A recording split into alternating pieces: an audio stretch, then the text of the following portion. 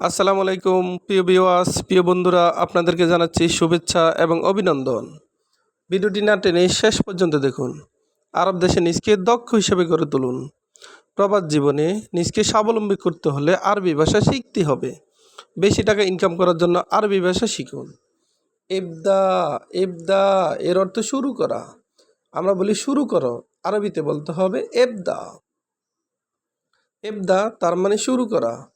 Nausea, nausea এর অর্থ পরামর্শ। আমরা বলি পরামর্শ করো, আরবিতে বলতে হবে নসিয়া।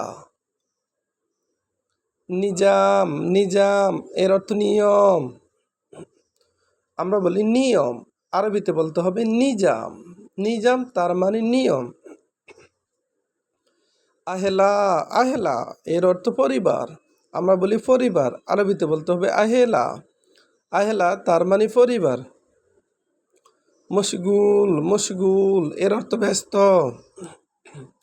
আমরা বলি ব্যস্ত, আরবিতে বলতে হবে মশগুল।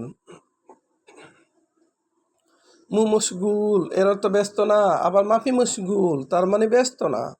আমরা বলি ব্যস্ত নাই, আরবিতে বলতে হবে মশগুল। আমরা বলি ব্যস্ত নাই, আরবিতে বলতে হবে মাফি মশগুল। রাখিস এর অর্থ সস্তা। রাখিস তার মানে সস্তা বা দাম কম। আমরা বলি দাম কম, আরবিতে বলতে হবে রাখিস। রাখিস এর অর্থ সস্তা বা দাম কম। গালি এর অর্থ দামি। আমরা বলি দামি, আরবিতে বলতে হবে গালি। আমরা বলি দাম বেশি, আরবিতে বলতে হবে গালি। শরিকা, শরিকা এর অর্থ কোম্পানি। আমরা বলি কোম্পানি, আরবিতে বলতে হবে শরিকা। নূর, নূর এর অর্থ আলো। আমরা বলি আলো, আরবিতে বলতে হবে নূর। হাদিকা, হাদিকা এর অর্থ বাগান। আমরা বলি বাগান, আরবিতে বলতে হবে হাদিকা। তিজারি, তিজারি এর অর্থ নকল। আমরা বলি নকল, আরবিতে বলতে হবে তিজারি। তিজারি এর অর্থ নকল।